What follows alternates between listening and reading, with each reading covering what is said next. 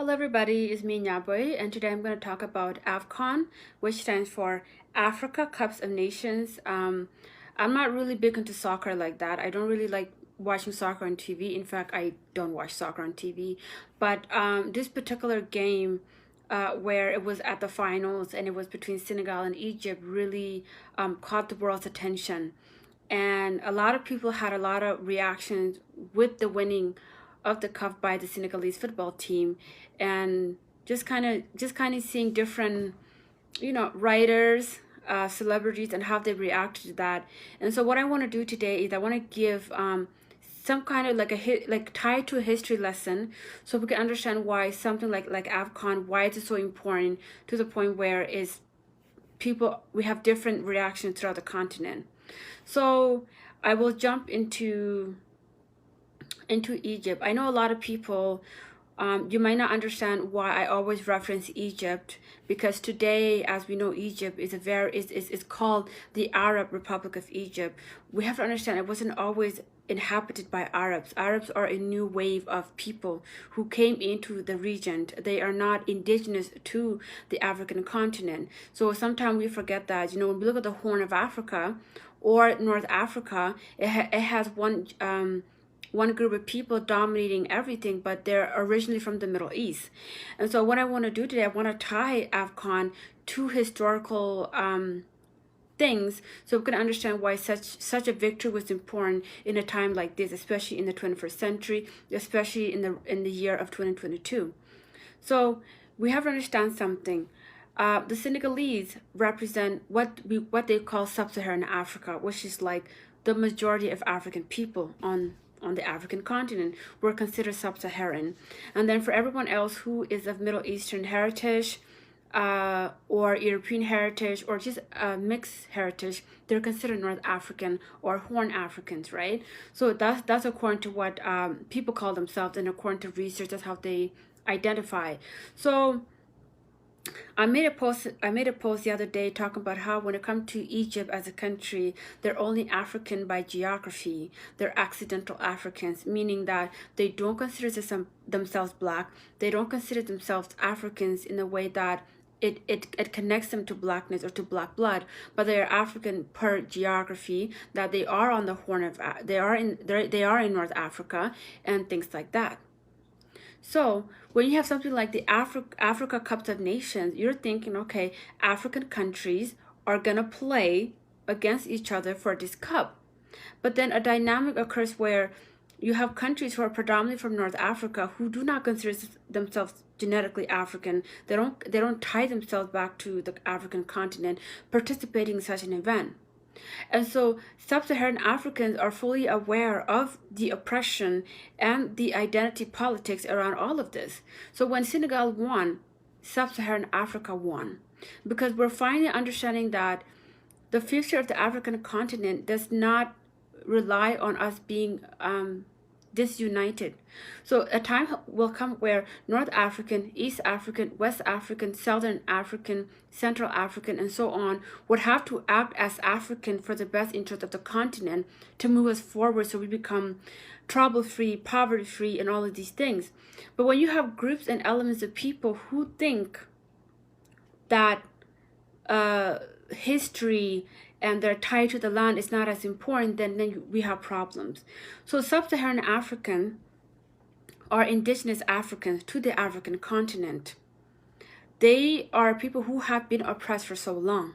If you think about it, why would there be a dichotomy between North Africa, East Africa, and sub-Saharan Africa?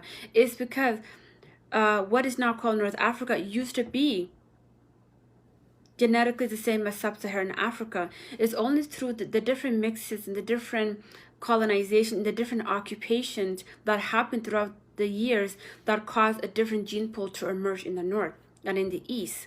Now, for the sake of history, if you want to control a narrative, if you want to control a people, you want to make sure that they are completely severed from their own history, you will create two different narratives.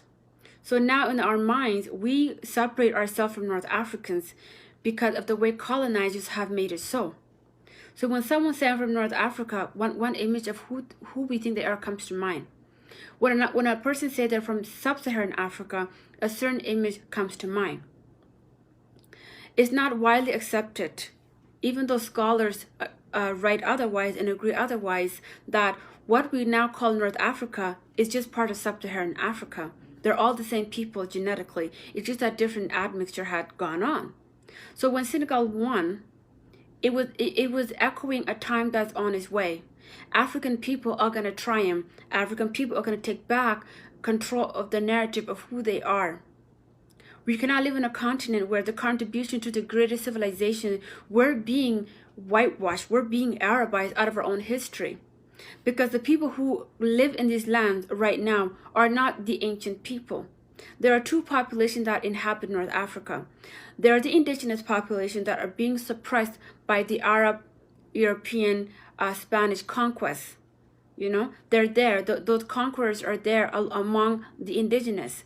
But because of the admixture, there has become like a homogeneous phenotype. So then you can't tell the difference between an indigenous person and a person who's a colonizer. But that was the whole point all along.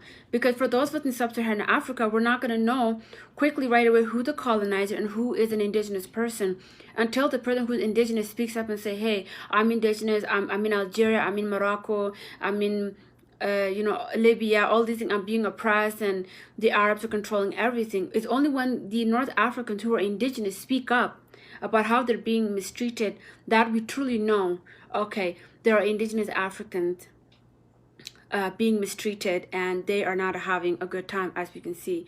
So what has happened with AFCON is that it is showing us that sub-Saharan Africa is Africa. They are African. All of the histories that we read about, whether from the north to the south, all locations of Africa were made possible by people who we consider sub-Saharan African today. We can no longer accept being whitewashed and Arabized out of our own history. The history is ours. We have to enjoy it. So then it comes down to, so there has been certain reaction that I would consider negative. Why is that? Because since the 5th century BC, when Persia conquered what is now called Egypt, the image and the mannerism and how we would address what we now call the black race was really negative. So in a way, you can see it as the person who colonized your land will never really respect you because they know they're sitting on land whom they fought with blood from your ancestors. And the more we keep allowing Egypt to be Arabized, Sudan to be Arabized, and other nations who are genetically black and who are built by black African, the more we allow them to be westernized and Arabized, the more we're going to keep losing who we are at the end of the day. Because if someone else can take what your ancestors have built and turn into something that is not, it makes no sense. If you think about it, for example, when they talk about King Tut, they'll say things like, oh, King Tut. There's no Tut, there's only Tut. But then it just shows you how someone in the modern day can take something which is still alive today. The name is alive today among us, can take something as simple as a name, mispronounce it, and give a different meaning than it originally means. Because when someone wants to erase you from your own history, your own contributions, then it's easy for them to abuse you. So if we talk right now, our history that has been done by our ancestors, it's given to present day North Africans. Ancient North Africans whose descendants are now of mixed race are still here, but they are being abused as well. So the whole kind of Africa is going through an identity crisis that we have to sit down as African people and sit on the table and discuss our identity. Who are we? Who's being oppressed? Who's the colonizer? Because they're among us. We all look the same, but we're not the same. We need to have this topic of indigeneity. We need to have a topic of nationhood. We need to have a topic of who's the colonizer in the land, who came and who has been oppressing people since the 5th, 4th, 3rd, 2nd, and 1st century. We have to have that conversation because what's going on is really that rift of what happened in the 5th century. When we lost control, we have been suffering as a people ever since. And we do a disservice by further spreading misinformation about who we are when we don't tell the truth, when we don't own who we are because of fear. Because if someone that look like me say I'm a Kushite, I'm from Kemet, I'm from Kush, I'm from the Songhai Empire, the Mali Empire, you're gonna have like, no, because to you have a certain idea of who these people are, but we're alive, we're breathing, we are the descendant of these ancient kingdoms, these ancient civilizations, we're alive. But because of the Arabization and the Westernization of our identities, then we're here today. So for those who watch in English, thank you so much for watching. I will end this segment today. I will talk next time. I'll go talk in Toknat in about 2 minutes. So for those people who can understand Nuer, you can join me there. I'll talk about the same thing. And thank you wherever you are. Have a good night, good afternoon, and good evening.